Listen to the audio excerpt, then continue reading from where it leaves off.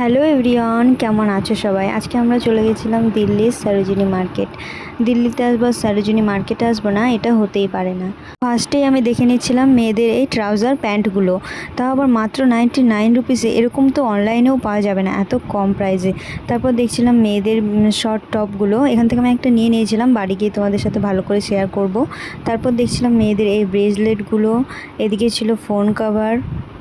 তারপর এই সাইডটাতে ছিল প্রচুর ব্যাগের কালেকশন, মানে মেয়েদের সাইড ব্যাগ। তো আর এখানে ছিল ওয়াচ, শক, বিভিন্ন ধরনের জিনিস। তো আমি ব্যাগগুলো দেখলাম, এই ধরনের ব্যাগ অলরেডি আমার কাছে একটা আছে, তাই আমি এই ব্যাগটা দেখলাম। এই ব্যাগের কালার এবং ব্যাগটা আমার খুব পছন্দ হয়ে গেছিলো, তাই আমি এটাই নিয়ে নিলাম। আর এটার দাম ছিল মাত্র 250 রুপিস।